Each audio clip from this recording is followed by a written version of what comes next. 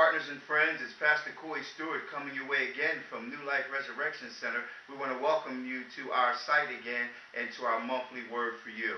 First, I want to thank each and every one of you who came out and participated in our Expressions and Praise program where we had a live taping for broadcast on TBN. Stay tuned. We'll let you know when it's going to air. It was an awesome time in the Lord. I want to thank everyone whose prayers went out for us and whose support continues to come in. We want to thank you. Today I want to talk to you just briefly about the concept of holiness. You hear many things throughout the Christian community about holiness. For some, it's characterized by a mode of dress. For some, you think that if you wear a certain type of clothing or if you worship in a certain fashion, that is what constitutes holiness. But today, my friends, I want to express to you what actual holiness really is.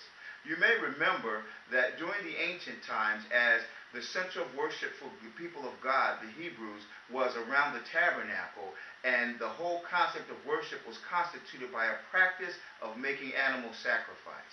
That's right, the sacrificing of animals where their throats would be cut, the blood would be drained, that the bodies would be burned, the blood would be placed on the mercy seat as a propitiation for the sins of the people. Well, the knife that was used to cut the throat of the animal was an ordinary knife at first. But when that knife was separated out from the other utensils that were a part of the ordinary lifestyle of the Hebrews to be used as a part of the sacrifice in worship to God, that knife became holy. Holiness actually means to be separated out from the things of the world for ordinary use and to be set aside, consecrated, and set apart for use for God in worship toward Him. We are holy when we separate ourselves out from the things of the world to be used by God for His purpose. Now, many of us who are churchgoers say, I go to church, I sing on the choir, I'm an usher, I stand guard over the doorway to the house of God, I'm a deacon, I'm a steward, I'm a trustee, I do functions in the church. But I want to draw your attention to a verse found in Matthew chapter 7, verse 21. The Bible says, "Not every one which saith unto me, Lord, Lord, shall enter into the kingdom of heaven, but he that doeth the will of my Father which is in heaven. Many will say unto me in that day, Lord, have we not prophesied in thy name? And in thy name have we not cast out devils? And in thy name done many wonderful works?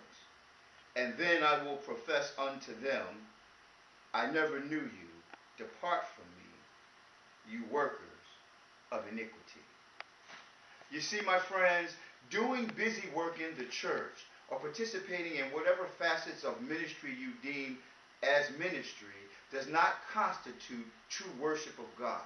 When Jesus said that He would answer to them in that day, "Get away from me, I never knew you," that word "knew" corresponds to a word in the Bible where it talks about, "And Adam knew Eve, and she conceived." To know in this context is to be intimate with God. It is an act of worship. Worship is an act of love and adoration toward God by priority as a consequence of your love for Him.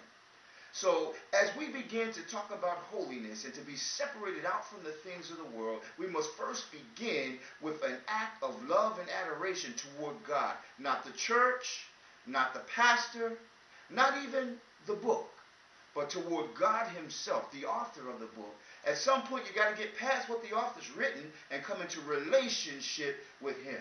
So my friends, this week I just wanted to let you know that your access to power comes from being holy, separated from the things of the world and set apart for God's use.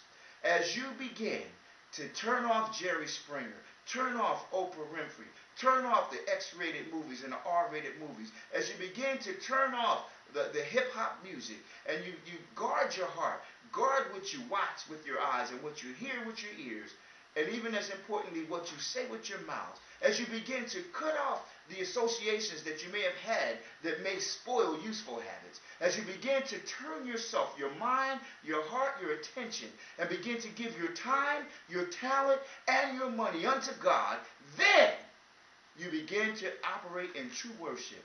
Then you begin to be sanctified. Then you begin to be holy. And holiness is your access to power.